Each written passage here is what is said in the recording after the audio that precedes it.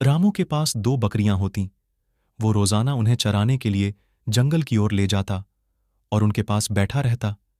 एक दिन रामू रोजाना की तरह आज भी अपनी बकरियों को लेकर चराने जाता और उनके पास बैठा होता। तभी अचानक उसकी एक बकरी जमीन में गिर जाती और वहीं मर जाती, जिसे देखते ही रामू की जान निकल जाती।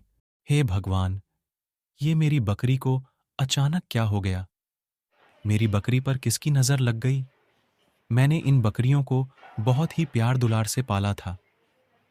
मैं इन्हें देखता था तो मेरे कलेजे में ठंडक मिलती थी। लेकिन मेरी बकरी अचानक ऐसे कैसे मुझे अकेला करके चली गई? इतना बोलकर रामू फुट फुट कर रोने लगता। तभी बगल में बैठे पक्षी रामू की आवाज सुनकर चौंक जाता और रामू के पास जाकर बोलता। क्या बात है भाई, तुम इतनी जोर जोर से क्यों रो रहे हो? कोई मुसीबत आई है तो मुझे बता सकते हो, मैं तुम्हारी मदद करूंगा।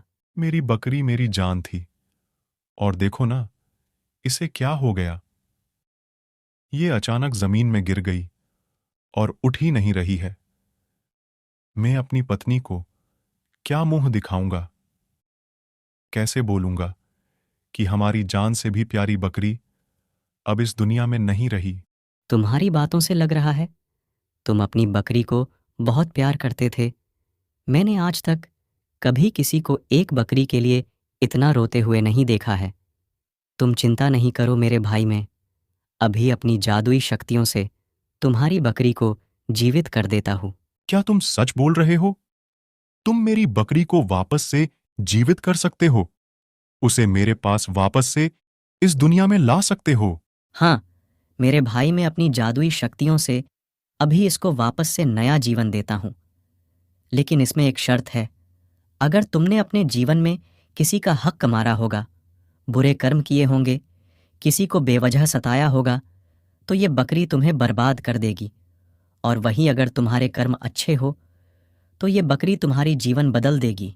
इतना बोलते ही ये अपनी जादुई शक्तियों से बकरी पर जादू करता, जिसके तुरंत बाद ही बकरी वापस से जिंदा हो जाती, जिसे देखते ही रामू पूरा खुश हो जाता और बकरी को लेकर वह से अपने घर की तरफ जाने लगता। जैसे ही रामू घर पहुंचता, ये बकरियों को एक रूम में रखकर सारी बातें अपनी पत्नी को बताता, जिसे सुन के उसकी पत्नी भी चौंक जाती। उसके बाद ये दोनों जैसे ही बकरी के पास जाते, ये लोग देखते बकरियों के अगल बगल ढेर सारे पैसे रखे होते। ये सब देखते ही रामू और उसकी पत्नी खुशी से पागल हो जाते। इन बकरियों के सामने इतने सारे पैसे कहां से आ गए? भाग्यवान लगता है ये सब हमारे कर्मों के फल के अनुसार हमें उसका फल मिला। अगर हमारे कर्म बुरे होते तो शायद हमें आज ये दिन देखने को नहीं मिलते। इनसे हमारी सारी गरीबी दूर हो जाएगी। इतना बोलते ही रामू और रामू की पत्नी खुशी से नाचने लगते।